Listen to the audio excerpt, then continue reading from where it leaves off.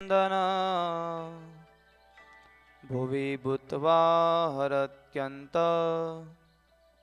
स्तम इवांशुमान्। ॐ श्री स्वामिनारायणाय नमो नमः। ॐ श्री हरिकृष्णाय नमो नमः। ॐ श्री पूर्णपुरुषोत्तमाय नमो नमः। बोलो स्वामीनारायण भगवान की जय। लक्ष्मीनारायण देवनी जय। श्री नरनारायण देवनी जय।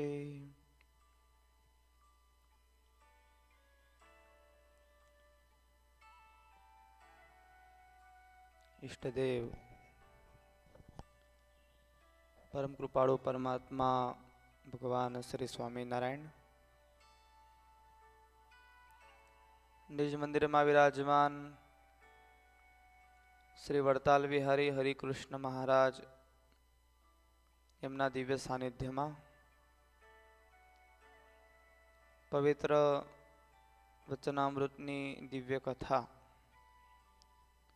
परमात्माना दिव्य वचनों अनेक जीवोना कल्याण माटे भगवान स्वामीनारायण अद्भुत वातो वचनामृत ग्रंथ में करी रह्या छे। गढ़ड़ा प्रथमनो 78मुं वचनामृत आपणे श्रवण करता था। भगवान स्वामीनारायण नाना नाना संतोने प्रश्न पूछी रह्या छे। प्रश्न उत्तर करो एवी वात करी। आपणे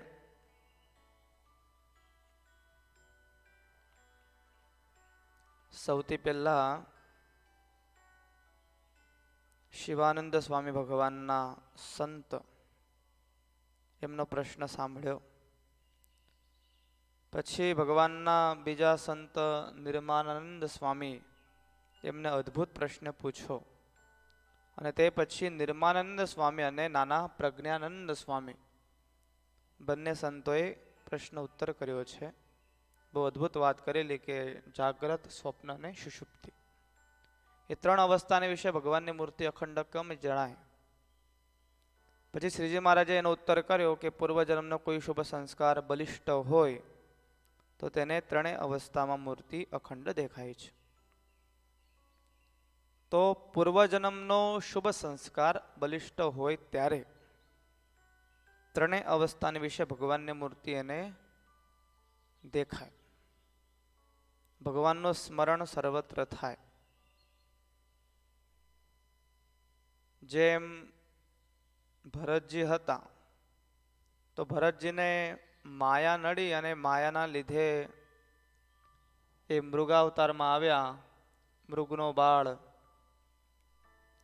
पछी भरतजी एमने पूर्व ज्ञान हतुं। जो भगवान की भक्ति करेली एटले ज्ञान तो होय अने ज्ञानी हता। ए भगवानना परम भक्त हता। तो ए मृगला में रहीने पण भरतजी पश्चाताप करता। जे झूंपड़ीए बेसीने भरतजी तप करता था ए झूंपड़ीए जईने भरतजी पश्चाताप करे, रड़े। पूर्व जन्मनु ज्ञान एमने प्रगट थयुं। तो भगवान विषे पूर्व जन्मना बलिष्ठ तेने मूर्ति अखंड त्रणेय अवस्था में देखाती होय। शुभ संस्कार बलिष्ठ होय त्यारे। पछी नाना शिवानंद स्वामीए पूछ्युं जे बीजा नाना शिवानंद स्वामी एक मोटा ने एक नाना डबल डबल नामो हता। तो एमां पहेला मोटा शिवानंद स्वामी हता अने हवे नाना शिवानंद स्वामीए पूछ्युं जे सत्संगने विषय अचल पायो जेनो होय ते केम जणाय। अचल पायो ए पण निष्ठानी वात छे। કે સત્સંગની વિશે અચળ પાયો હોય તે કેવી રીતે જણાય છે? એક તો એ પ્રશ્ન છે અને બીજો પ્રશ્ન એ છે જે માન, કામ, ક્રોધ, લોભ, મદ, મત્સર અને ઈર્ષા ઇત્યાદિ જે શત્રુ તે કયા પ્રકારે કરીને નાશ પામે છે. જો નાના સંતોના પ્રશ્નો છે. અદ્ભુત વાત કરી કે સત્સંગને વિશે અચળ પાયો અને કામ, ક્રોધ, લોભ, માન, મત્સર, ઈર્ષા આદિ જે દોષો છે એ દોષોનો નાશ કઈ રીતે થાય છે. પછી શ્રીજી મહારાજ બોલ્યા છે, ભાઈ આનો ઉત્તર તો શ્રીજી મહારાજ સિવાય કોઈ કરી ન શકે. સંતો તો અંદર અંદર ડિસ્કશન કરે, પણ ભગવાન જે ઉત્તર આપે છે ને એ શ્રેષ્ઠ ઉત્તર હોય છે. પછી શ્રીજી મહારાજ બોલ્યા છે, જેને સત્સંગનો અતિ દ્રઢ પક્ષ હોય તે જ્યારે કોઈ સત્સંગનું ઘસાતું બોલે ત્યારે ખમી ન શકે. જેમ પોતાના કુટુંબી હોય તે સાથે કચવાણ થઈ હોય તો પણ જ્યારે તેનો કોઈ ઘસાતો બોલે ત્યારે ખમાય નહીં. એવી રીતે જેઓ દેહના સંબંધીનો પક્ષ છે તેઓ જેને સત્સંગનો પક્ષ હોય તેનો પાયો સત્સંગની વિશે અચળ જાણવો અને અચળ છે. બહુ અદ્ભુત વાત કરી ને મહારાજે. કેવી વાત કરી છે કે જેને સત્સંગનો અતિ દ્રઢ પક્ષ હોય. એક તો પક્ષ હોવો જોઈએ. આપણે સત્સંગ કરીએ છીએ તો સત્સંગનો પક્ષ હોવો જોઈએ. પક્ષ જ ના હોય તો તમારે મુક્તિ કેવી રીતે થાય.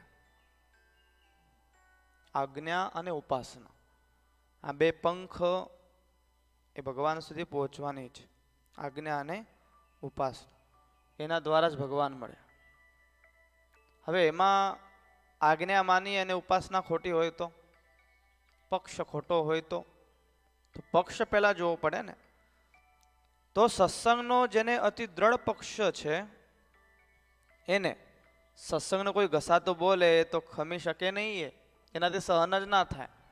થોડું કે સત્સંગ વિશે જેમ તેમ બોલે એટલે તરત જોર આવી જાય કે નહીં, સત્સંગને તો કશું બોલાય નહીં.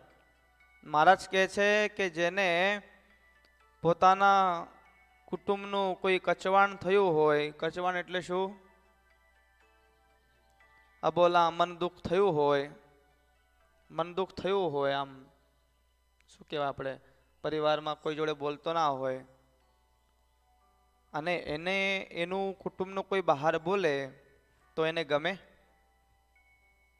તે થાય. છેલ્લે એનો પરિવાર છે ને, છેલ્લે એનો પરિવાર છે એટલે તરત એ સામે બોલી દેવાય. પરિવાર વિશે નહીં બોલવાનું. એનો પરિવાર, એના ઘરવાળા, એના દીકરા, એના મા બાપ, એના વિશે ક્યારે કોઈ ખરાબ સાંભળી ન શકે. ત્યારે ખમાય નહીં. તેવી રીતે જેઓ દેહના સંબંધીનો પક્ષ છે તેઓ જેને સત્સંગનો પક્ષ હોય તેને પાયો સત્સંગની વિશે અચળ છે. એવો ને એવો પાયો કોનો હોય, સત્સંગ વિશે હોય. સત્સંગને કોઈ આ બહાર વાતો કરે ને કે ભાઈ સ્વામિનારાયણ સત્સંગ આવો ને તેવો, તો પછી ખમાય ને. સામે ઉત્તર આપી દે એવી રીતે. આપણે જેને શું 56ની સાથે કહીએ, 36ની સાથે કહીએ, એવી રીતે એમ સ્થિર થઈને દ્રઢ થઈને ઉત્તર આપે છે. પાછળ ખસી જાય એનું કામ નહીં. તો એને સત્સંગનો અચળ પાયો જણાય. બાકી તો પછી ઢીલા પોચા હોય એને તો શું કહીએ. તો સ્વામીનો આ જે દિવ્ય પ્રશ્ન છે ને, એ પ્રશ્નની વાત એ છે કે સત્સંગની વિશે દ્રઢ પાયો ભગવાનનો પક્ષ રાખીને થાય.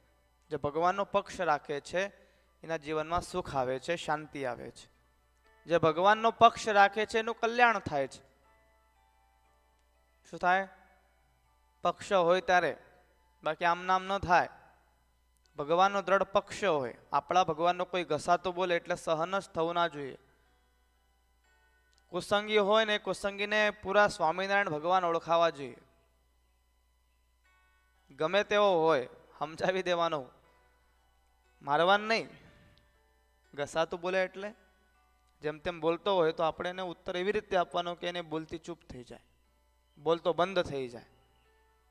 તો મહારાજ એવું કહે છે કે સત્સંગમાં મહારાજે શું લેવા આવું દ્રષ્ટાંત આપ્યું ખબર છે કે સંબંધીને વિશે કચવાણ થયું હોય. સત્સંગમાં ઘણાને કડવા અનુભવ થાય. કાલે સ્વામી વાત કરેલી એમ કે માન જળવાય નહીં તો સત્સંગથી ઘણા એ તો દૂર થઈ જાય ને. અલૈયા ખાચર જેવા ભગવાનના પરમ ભક્ત હતા, પણ માન આવ્યું તો દૂર થઈ ગયા. ઘણાને કંઈ પસંદ ના હોય તો સત્સંગથી દૂર ભાગી જાય. એવું પણ થયું હોય, પણ સત્સંગનું બહાર ઘસાતું બોલે તો એનાથી બિલકુલ સહન ન થાય. મારો સત્સંગ છે, મારા ભગવાન છે, મને ગમે તેવો અનુભવ થયો હોય, અનુભવ શાનાથી થાય? માન આદિક દોષોથી જ થાય. એની પણ આગળ વાત આવી. તો એનાથી શું થાય છે? સત્સંગનો જે પક્ષ રાખે છે એને જ પરમાત્માની પ્રાપ્તિ થાય. અને બીજો પ્રશ્નનો ઉત્તર એ છે, જેને એવો સત્સંગનો પક્ષ છે તે સંત અથવા સત્સંગી તે સંગાતે માન, મત્સર, ઈર્ષા કેમ રાખી શકે? એ જ પ્રશ્નમાં મહારાજે બીજા પ્રશ્નની વાત કરી, એનો જ ઉત્તર આપ્યો કે જેને એવો સત્સંગનો પક્ષ છે, કોને? જે અચળ પક્ષ રાખે છે એને સંત અથવા સત્સંગી સાથે માન, મત્સર, ઈર્ષા કેમ રાખી શકે? એને સત્સંગનો મહિમા છે, પછી એને કોઈ પ્રકારે માન, મત્સર, ઈર્ષા આવે જ નહીં. પછી આપણે કહીએ કે ભાઈ મારા કરતાં વધારે ભક્તિ કરે છે, મારા કરતાં આમ વધારે કરે છે ને, વધારે બોલે છે, મારા કરતાં વધારે આને માન અપાય છે, મારા કરતાં વધારે આની પ્રશંસા થાય છે, તો એવી રીતે આવે જ નહીં. તો સમજો કે આપણા પક્ષમાં કંઈક ખામી છે, આપણી નિષ્ઠામાં કંઈક ખામી છે. જો આવા વિચારો મનમાં આવે ત્યારે સમજવું કે હજુ સુધી આપણો પક્ષ દ્રઢ થયો નથી. સત્સંગનો પક્ષ ક્યારે દ્રઢ થાય? જ્યારે કોઈ પ્રત્યે માન, મત્સર, ઈર્ષા આવે જ નહીં. આ સત્સંગમાં તો જે નિર્માની થઈને રહે છે એની જ કિંમત છે. સચ્ચિદાનંદ સ્વામી કહેતા ને કે સત્સંગનો મહિમા કેટલો છે. આ સત્સંગ જેવા તેવાને મળે, અરે મારાથી કંઈક ભૂલ થઈ જાય અને શ્રીજી મહારાજ જો મને કહે કે તમે બહાર નીકળી જાઓ, છતાંય હું ના નીકળું. સત્સંગનો એટલો મહિમા છે. આ સત્સંગના ખૂણામાં પડ્યો રહું, સાધુનું અઠવાડું ખાવું, સાધુની સેવા કરું, પણ સત્સંગને છોડવું નહીં. આવો દિવ્ય સત્સંગ મળ્યો હોય પછી માન મોટાઈ રખાય ખરી? આવા મોટા સંતો જો આપણને શીખવાડતા હોય કે નિર્માની થઈને આ સત્સંગ રાખવો, આ બધા દોષોનો ત્યાગ કરવો, કારણ કે કામ, ક્રોધ, લોભ, માન, મત્સરથી કોઈ સુખી નથી થયું હજુ સુધી. તમે જુઓ ભગવાન સ્વામિનારાયણ સત્સંગી જીવનમાં બહુ અદ્ભુત કથા, હરિગીતાદિક કથામાં આ જ વાત કરે કે જેને જેને દોષ રાખ્યા છે એના જીવનનું પતન થયું છે. મોટા દુર્વાસા જેવા હોય, સૌભરી જેવા હોય, શૃંગી ઋષિ જેવા હોય, જેને જેને આ કામ, ક્રોધ, લોભ, માન, મત્સર, ઈર્ષા જેવા દોષો રાખ્યા, અધર્મનો સંગ જેને કર્યો, અધર્મના ગુણો જેને લીધા, એ બધાનું પતન થયું. આવા મોટા મોટા ઋષિમુનિઓનું પતન થયું, મોટા મોટા રાજાઓનું પતન થયું, મહંતોનું પતન થયું. એના પાછળનું કારણ એકમાત્ર છે આપણા અંદર રહેલા દોષ. મહારાજ એવું કહે છે કે પક્ષ હોય ને તેને દોષ દેખાય જ નહીં. એ તો હાવ એની દ્રષ્ટિ એકદમ નિર્મળ હોય. એના સામે કોઈ પાપ થતું હોય ને તો એને હારું જ દેખાય કે નહીં. એ જુએ જ નહીં. એક મુદ્દો એવો તો એ જુએ જ નહીં, એ વિચારો કરે જ નહીં. ઘણા તો એ વિચાર લઈને જ ફરતા હોય કે આ તો આવો ને આ તો તેવો. આવી રીતે મંદિરમાં આવવું હોય તો ભગવાન સમજાય નહીં, આ સત્સંગ સમજાય નહીં. આ ભગવાન જે અહીં બેઠા છે અનંત જીવોનું કલ્યાણ કરવા માટેનો મહિમા આવે જ નહીં. જો આ જગતના જીવોનું આપણે જોવા જઈએ તો ભગવાનનું ન જોવાય. જગતના જીવોનો વિચાર કરીએ અને એના માટે જો મંદિરમાં આવતા હોય તો ભગવાનનો મહિમા કેમ સમજાય? સમજાય મહિમા? ના સમજાય. એની કૂટનીતિ, એના કૂટ વિચારો, એનું બધું આપણે યાદ રાખીએ, પણ ભગવાનની મૂર્તિ યાદ રહે ખરી?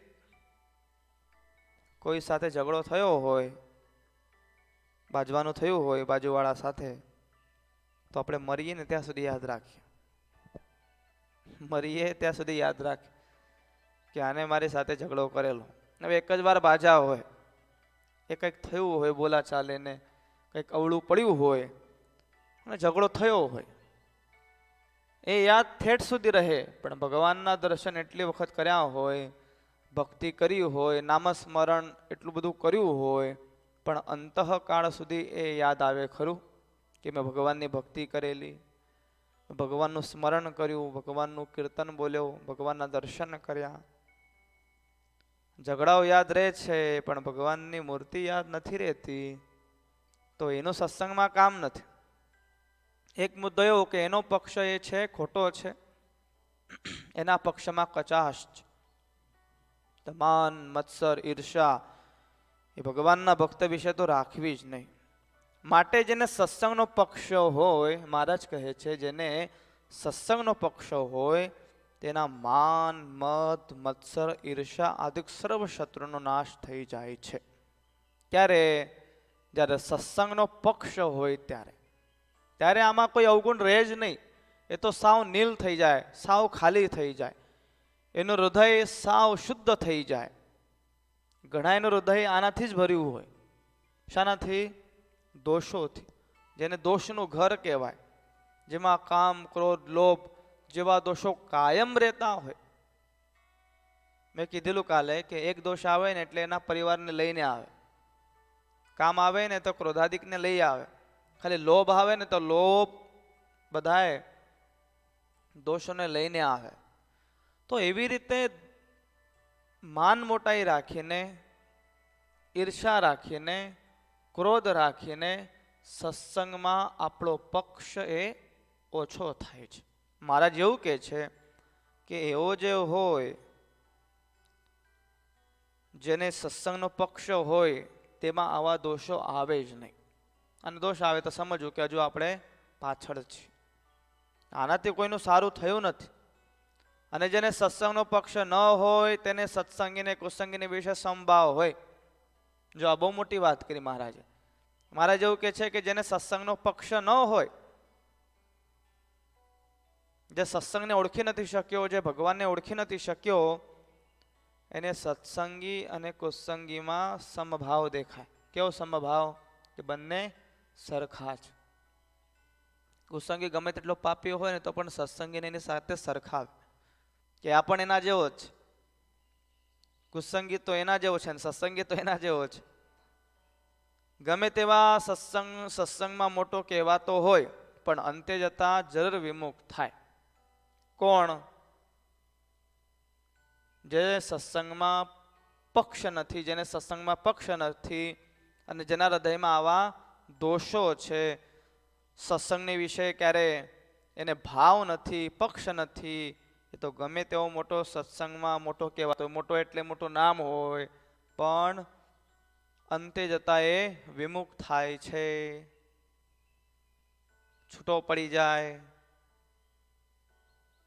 પાછળનું કારણ શું? કે જેને સત્સંગનો પક્ષ નથી.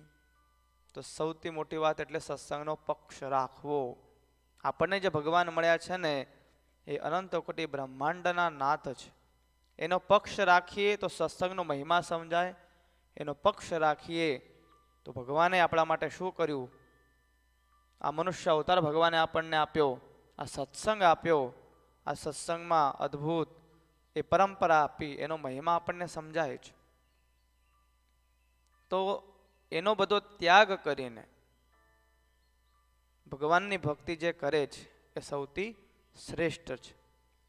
દેવાનંદ સ્વામી અદ્ભુત ગાય છે. પછી નહીં મળે રે તુને, પછી નહીં મળે, કંઈક લે લેને લાવો પછી એ નહીં મળે. મોતી સરકો કણ લઈ મૂર્ખ ઘંટીમાં દળે, બાવળિયાનો બીજ બોઈ આંબો કેમ ફળે, કંઈક લે લેને લાવો પછી નહીં મળે. કોણ કહે છે? દેવાનંદ સ્વામી કહે છે. દેવાનંદ સ્વામી એવું કહે છે કે આવો અમૂલ્ય રત્ન જેવો સ્વતંત્ર દેહ ભગવાને આપ્યો હોય. સ્વતંત્ર દેહ છે ને કે પરતંત્ર છે? સ્વતંત્ર છે. આપણે જે ધાર્ય કરી શકીએ. તો ભગવાને આપણને આવો દિવ્ય સ્વતંત્ર મનુષ્યનો દેહ આપ્યો છે, તો શું કામ નકામો વેડફી નાખો છો? ઘણા વેડફી નાખે, અને જે વેડફી નાખે કેવા છે? તો સાધારણ પશુ જેવા છે. આ પશુની જિંદગી શું? તો આમ નામ વેડફી નાખે. એને ખબર ના હોય કે મારું આયુષ્ય પતી ગયું. એ આમના મરી જાય છે. એટલે સંસાર શેરડીના રસ જેવો મીઠો લાગે છે. દેવાનંદ સ્વામી કહે છે સંસાર શેરડીના રસ જેવો મીઠો લાગે છે, પરંતુ એમાં ડગલે ને પગલે દુઃખના ડુંગર આવતા હોય છે. વાવીએ જંગલી વાવડિયાને આશા રાખીએ છીએ આંબાને કે મને કેસરી આંબા ફળ ખાવા મળે, એવી આશા રાખે છે. એવું કેમ બનશે? અંતરમાં જો કદડો ભર્યો હોય, કામ ક્રોધાદિક ભર્યા હોય તો ભગવાન મળે ખરા? આ વચનામૃતની વાત છે ને, શિવાનંદ સ્વામીનો પ્રશ્ન એ અદ્ભુત છે કે કામ ક્રોધાદિક દોષો રહ્યા હોય એને સત્સંગનો પક્ષ ન જાણવો.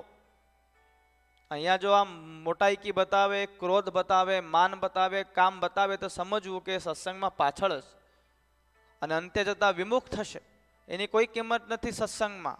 જે નિર્માની થઈને સત્સંગ કરે છે એ જ શ્રેષ્ઠ છે. અને એવી જો આશા રાખીએ તો કેવી રીતે મળે? એવી વાત દેવાનંદ સ્વામીએ કરી કે બાવળનું બીજ લગાવીએ અને કેસરિયા આંબા ખાવાની ઈચ્છા રાખે. એ તો જેવું વાવીએ તેવું મળે. જેવું વાવ્યું હોય તેવું આપણને મળે છે. આંબા વાવીએ તો આંબા મળે, લીમડો વાવીએ તો લીંબુડી મળે, અને ખેરીઓ વાવીએ તો કાંટા જ મળે ને. શું મળે? કાંટા જ મળે ને. ખેરીઓ વાવીએ, બાવળ વાવીએ તો બાવળ જ ઉગે, ત્યાં કાંટા જ ઉગે.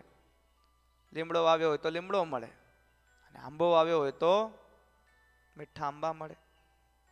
સત્સંગમાં પણ પક્ષ રાખ્યો હોય.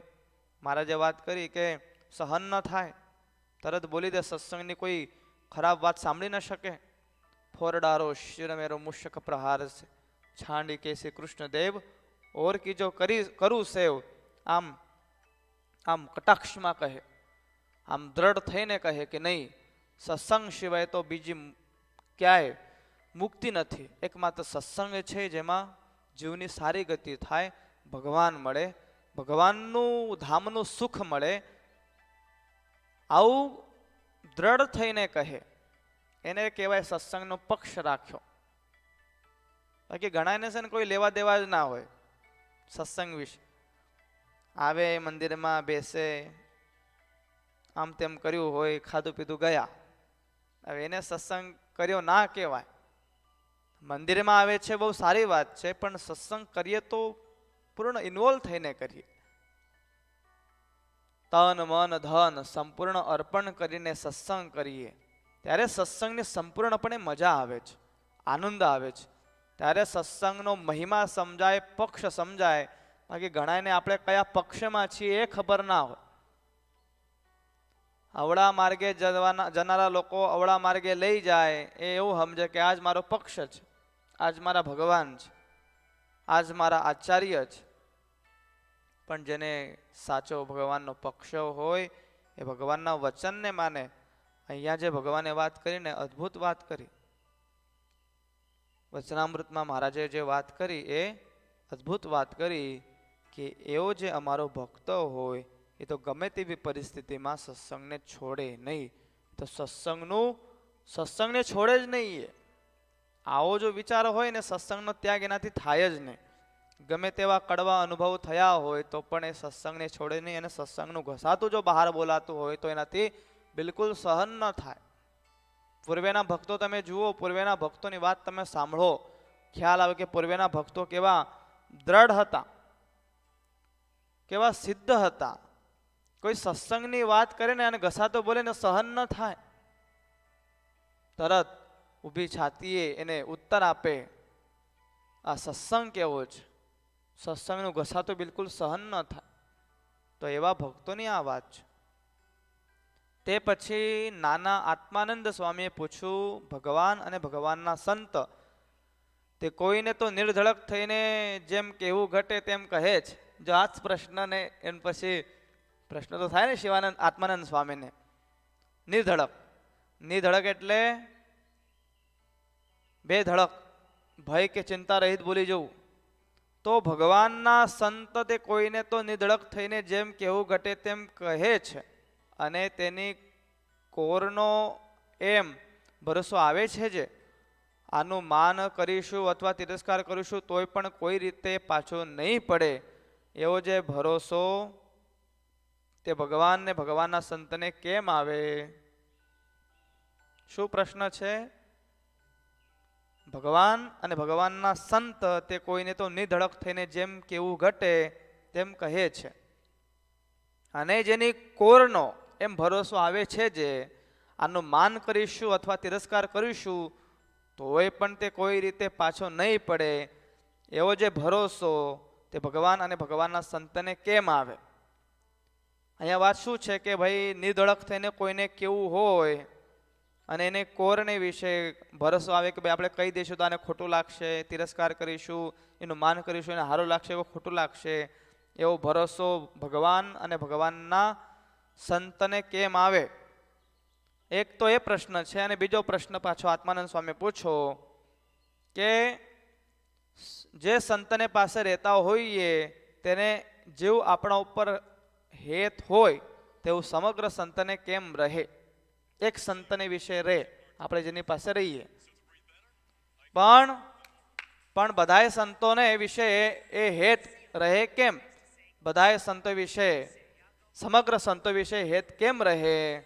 તો એવા પ્રશ્ન આત્માનંદ સ્વામીએ અહીંયા પૂછ્યા છે. બહુ અદ્ભુત વાત છે.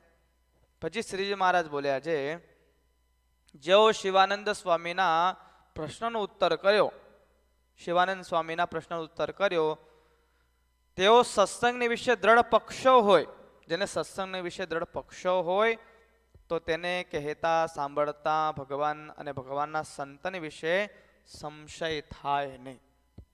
કોને? પક્ષો હોય એને તો ગમે તે કોને તો પણ એને કોઈ વાંધો જ ના આવે, એને સંશય ન થાય, એને સંશય ન થાય, અને એનો કોઈ રીતે કુવિશ્વાસ આવે નહીં, એના વિશે ક્યારે કુવિશ્વાસ ના આવે. આને કહેવું હોય તો આ સત્સંગમાંથી જતો રહેશે, તેની કોરનો જે દ્રઢ વિશ્વાસ હોય એનો સત્સંગ તો અચળ છે, માટે જેને કેવું તેની કોઈ ફિકર નથી. મહારાજ કહે છે કેવું હોય તો કહી નાખવાનું, અને જો ખોટું લાગે તો સમજવું કે ભાઈ આને સત્સંગ વિશે કોઈ દ્રઢ પક્ષ નથી. જેને દ્રઢ પક્ષ છે ને એને તમે ગમે તેટલું કહો ને તો પણ એને કંઈ થાય જ નહીં. કેમ? એને દ્રઢ પક્ષ છે. જો આ પ્રશ્ન બહુ મહત્વનો છે અને સમજે એના માટે સંતો બોલી જાય આપણા કલ્યાણ માટે કે આપણા માટે કે આપણું જીવન સુધરે એ માટે કે આપણી ટેવો સુધરે તે માટે કહે, પણ મનાતું કેમ નથી? હા, એ વાત બરાબર છે. પણ ઘણાને એવું લાગે કે ભાઈ મારો તિરસ્કાર કરે છે, માન રાખ્યું હોય તો. પછી આ સ્વામીએ જે પ્રશ્ન પૂછો, બહુ અદ્ભુત પ્રશ્ન પૂછો કે હરિભક્તોને જે ખોટું લાગી જાય, સંતોને જે ખોટું લાગી જાય તો એના માટે શું કરવું? હા તો મહારાજે કેવી અદ્ભુત વાત કરી. મહારાજ કહે છે કે જેને સત્સંગનો અચળ છે, જેને સત્સંગ અચળ છે તે માટે કહેવું તે કોઈ ફિકર નથી, ફિકર રાખવાની નહીં. તેના કોરનો જે દ્રઢ વિશ્વાસ છે એ વિશ્વાસ પણ દ્રઢ થાય. સત્સંગનો જેને દ્રઢ પક્ષો હોય, જો સત્સંગનો જેને દ્રઢ પક્ષો હોય તેને કહેતા સાંભળતા ભગવાન અને ભગવાનના સંતને સંશય થાય નહીં. બોલી દે, જેવી વાત હોય એવી કહી દે, જો અંતરમાં હોય એવું કહી દે. પછી એને બીક ન રાખે કે ભાઈ આને ભાઈ ખોટું લાગશે, સારું લાગશે. હવે તો ઘણી વખત બીક લાગે કે ભાઈ આને કહીએ તો ભાઈ મંદિરમાં નહીં આવે. પણ હવે માન જે ઠસોઠસ ભર્યું છે ને એના બધા પરિણામો જ મહારાજ કહે છે એની કોઈ ચિંતા કરવી જ નહીં. હવે એને મુક્તિ જોઈતી હોય ને ધામમાં જવું હોય તો ભગવાનના મંદિરમાં આવે અને સત્સંગ કરશે. બાકી એ વિશે તો કહેતા સાંભળતા સંશય ન કરવો, બોલી દેવું. આપણે થોડી કંઈ ખરાબ વાત કરવાની છે એને, એનું સારું થાય તે માટે જ વાત કરવી છે ને, એના જીવનનું કલ્યાણ થાય તે માટે જ વાત કરવાની છે. કઠણ વચન કહું છું રે કડવા કાકણ. કેવી અદ્ભુત વાત નિષ્કળાનંદ સ્વામી. કઠણ વચન કહું છું રે કડવા કાકણ. સ્વામીએ જ્યારે આ વાત કરીને ત્યારે પહેલા કહી દીધું કે આ વચન છે ને કેવા છે, કઠણ છે, કડવા છે, કાખણ જેવા છે, આ કોઈને નહીં ગમે. આજે વચન હું તમને કહું છું એ કોઈને નહીં ગમે, પણ ગુણ ગોવિંદના ગાવતા રે. ભગવાનની ભક્તિ કરવી હોય, જીવનમાં સુખી થવું હોય, ભગવાન મેળવવા હોય તો આ વચન સિવાય બીજી કોઈ વાત ન આવે. આજના સાધુ એવા શીખી ગયા કે ભાઈ ભગતમાં કઈ હોય ને પણ એને દાદા ખાચરની ઉપમા આપી દે. ભગતમાં કઈ હોય ને એને સુરા ખાચરની ઉપમા આપી દે. ભાઈ તમે કેવા તો સુરા ખાચર જેવા, તમે કેવા તો દાદા ખાચર જેવા.